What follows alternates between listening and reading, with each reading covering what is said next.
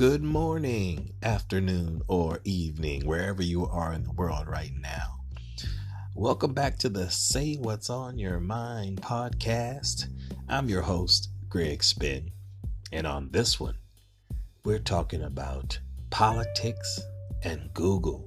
Wow, very interesting. You gotta check this out. Let's go in.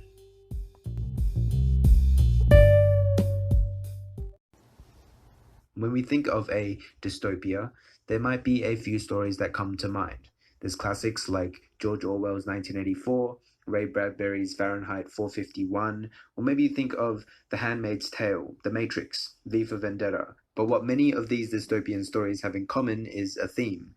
People living under the control of an authority which governs not only what they do, but even how they think, behind the reasoning that it's the right thing to do. This is extremely dangerous to our democracy. This is extremely dangerous to our democracy. This is extremely dangerous to our democracy. This is extremely dangerous to our democracy. This is extremely dangerous to our democracy. And eventually people forget what it's like to think for themselves and even stop questioning what's right or wrong. Let me paint a story for you real quick. In this world, a machine has been created which allows for information to be transferred almost instantly across the globe. Some smart people see this as an opportunity to make some money, and they build billion-dollar companies hosting information on the machine. This machine becomes so popular and effective that old technology like radio and television start dying out as everyone starts using this machine for their news, entertainment, whatever. At this point, nearly the entire world is plugged into this machine. But one day, something happens. Someone at one of these companies sees something they don't like on the machine. A picture of a dog.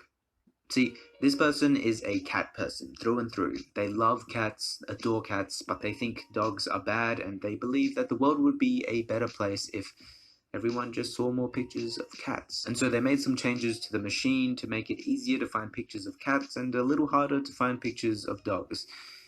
They finish work, think it's been a good day, they've done some good for the world. Over time, just through exposure, many people begin to forget just how cute dogs are because they just see pictures of cats all day.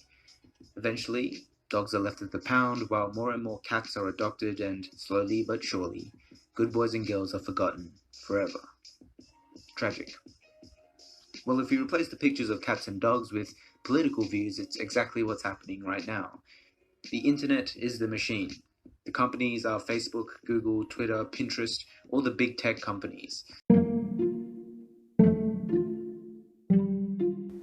Sure, we'll have a celebrity every now and then share what's on their minds, but we mostly have everyday working class people just like you and me sharing what's on their minds.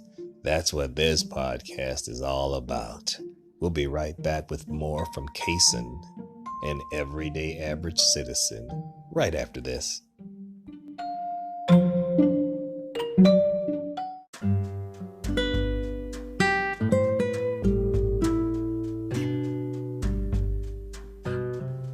Okay, let's let Kason finish his thought.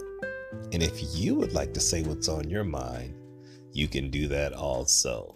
There's a link right on the page and platform that you're listening to this on. Won't you share with the world?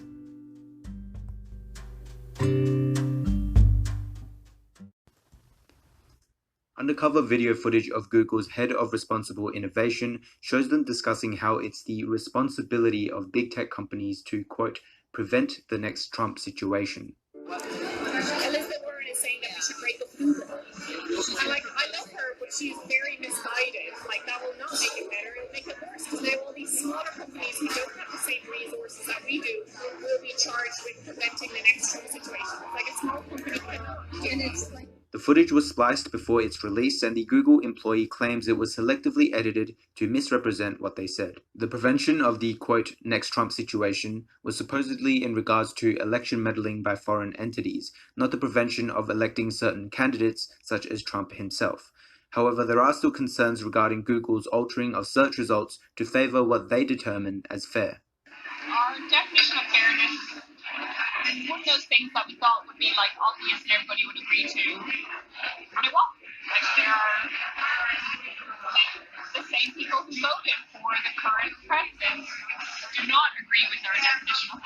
This is Google's policy on whether or how a given algorithmic behavior should be addressed. If a representation is factually accurate, can it still be algorithmic unfairness? In other words, should the Google algorithm be altered to what they think is fair? If someone at Google thinks cats are cuter than dogs and you look up pictures of cute pets, should you find more pictures of cats? Or if someone at Google likes politician A more than politician B and you look up politicians, should you find more results for politician A? Google's answer? Yeah. We're heading towards a weird kind of technocratic dystopia. Yes, the footage is spliced in a way which could be misleading, and they should release the entire video, not just snippets, if they want to expose what's going on. And there's a chance that these policies at Google regarding fairness come from a good place.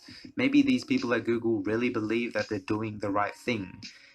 But while Google might not be intentionally malicious or evil, having these kinds of policies where they decide what's right and wrong can lead down a very dangerous place where they start censoring opinions different from their own, and eventually it does become dystopian. For example, in 2019, a report showed that the top results on Google News were mostly from left-leaning media outlets. Is Google intentionally censoring conservative views? I don't think it matters.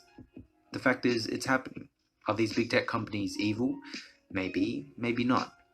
But what we do know is that they're governing the way people think behind the reasoning that it's the right thing to do. Even if they really believe that they're doing the right thing, should their opinion be the only opinion? Personally, I think it's unhealthy for people to make judgments based off a single perspective. It's like trying to live with one eye. You never really get the full picture. Luckily, there's a little something known as the Streisand effect. An attempt to hide, remove, or censor a piece of information has the unintended consequence of publicizing the information more widely. Many big tech companies try to sweep these allegations under the rug, with the most recent example being Project Veritas being banned and suspended off several platforms, as well as having their videos removed. But this just fueled the conspiracy more that big tech companies are in fact hiding something, and now everyone's paranoid and talking about it. The people don't like to be censored. The information is out, and the story's too big to hide. I'll leave you with this clip of Dan Crenshaw speaking to some executives representing these big tech companies. This practice of silencing millions and millions of people, it will create wounds and divisions in this country that we cannot heal from. This is extremely worrisome. You've created amazing platforms. We can do amazing things with what these companies have created. But if we continue down this path, it'll tear us apart.